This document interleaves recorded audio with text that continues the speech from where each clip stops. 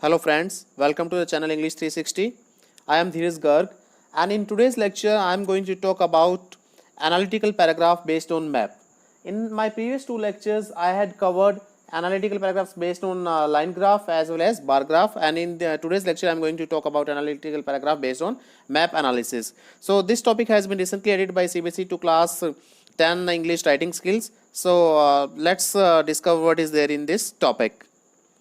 So first of all, how many types of questions can be asked on the basis of you can say analytical paragraph based on maps? So they can give us only one map in the present day. They can give us two maps, one related to the present and one in the related to the future.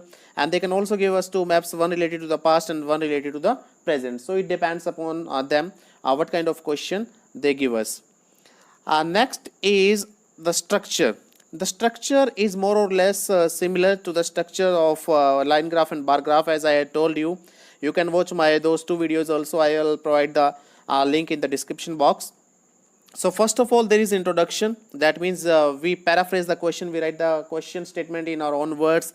Then we just give an overview. We describe the overall trend of the map. After that, we make two body paragraphs, first body paragraph and two body paragraph, second body paragraph, which we can make on some, you can say, similar trends or values, or we can divide the whole thing into paragraphs just for the sake of convenience. As these analytical paragraphs will mainly be based on you can say a city or a village or a site under construction, so we have to tell about their locations also. There will be various things given in the map, so these directions become quite important here.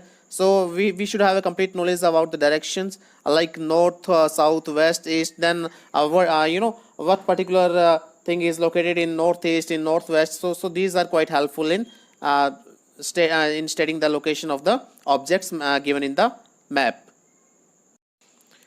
So here are some vocabulary words given. Some of the phrases which are used to denote the directions, like if something is in the north of something, then we can say in the north of, in the south of, then again to the north of, then on the left hand side, in the northeast, in the center. So these are some of the vocabulary words and some phrases are related to that. So you can go through these things quite very carefully.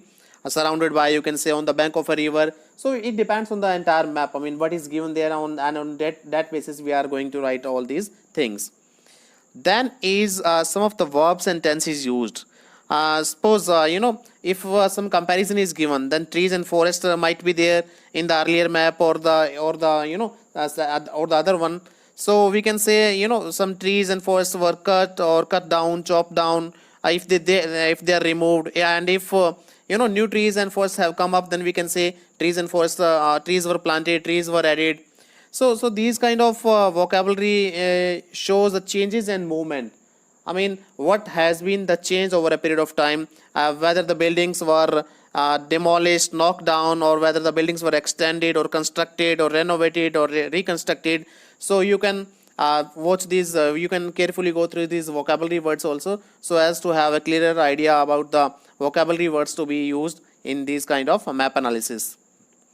Then is, if we talk of roads, bridges and railways, then there is different vocab, like roads have been extended, expanded, and then reopened or replaced if there is some change. Then leisure facilities which are for purely entertainment purposes. So for that, for those also we can say, if some new leisure facility has come up, like a new, you can say, PVR or theater, then we can say that has been opened up, that has been set up, that has been established, or that has been renovated or developed, expanded. So there are many such words which can be used. Similarly, here I have given you some vocab words with the structure and with the use in sentences also. Like for buildings we can use all these words depending on the situation. Like the government demolished the industrial estate and developed a sports ground, or we can say they removed the shops and replaced it with a skyscraper. A port was constructed. So you can also go through these sentences and these words, and these are quite helpful for your map analysis. And then vocabulary related to trees and forests. The forest was cut down and replaced with a shopping center. Similarly, we can say, if we talk of roads, bridges and railway lines, because all these things will be given in your map. whether it is trees and forests or roads, bridges or buildings. So all these things will be appearing there in the map. Like the main road was extended and a new bridge built over the river. Similarly, we can say for leisure facilities, a park was developed beside the forest. And if we want to describe some change in towns and cities, then these phrases will be quite helpful to you. Like between 1995 and 2005, or we can say witnessed dramatic change, or completely modernized over a period of time. So again, I would recommend you to go through these sentences so as to get a fairer idea of how to go about all these map analysis. Then there is to describe locations to the south of, in the north of, in the center. So again, these are some of the sentences. Okay, so if I talk about map analysis, then firstly, I have to tell about the location of something. So how would I tell about the location? I can say the new stadium is located in the south of, or I can say it is situated, or it lies the southwest of the park. So these words, is located, is situated, and lies, these are quite helpful in writing about location. Then there is transport. Suppose there are some you can say keys given there. I mean, there will be different symbols denoting railway lines, highways. So you have to tell about them also, that the railway runs through Mumbai from north to south, or the railway goes through or passes through. So these phrases will be helpful to you in describing transport. About geography and demography, we can say that if population is given there, then I can say that Chennai has a population of around 7.9 million people. The highway has a length of 50 kilometers. So if those things are given there, then it becomes quite pertinent to mention these things there. Then is to analyze changes, movement or stability. So these are some of the structures given with some of the phrases. Again, like something has moved to, relocated to a new place. Okay, a school has moved to or relocated to a new place to make way for something else. Something has been demolished and something has been replaced by something else. So all these phrases will be quite helpful there. And finally, to show, these are some of the examples, like the old building is decided to be demolished to make way for the new residential area. The upcoming railway station will be constructed on the original site of the park. So these sentences related to the previous structure. So now, moving to this map. So this map, there are two pictures given here. One is related to 1995 and the other one is related to the present time. So as I told you that we start with the introduction first of all. So in the introduction, I'll have to tell about these two pictures and what do they show. So it is clear that these two pictures show us the layout of a city in the 1995 and the layout in the present time, or you can say there is a sort of comparison. So I would write my introduction paragraph like this.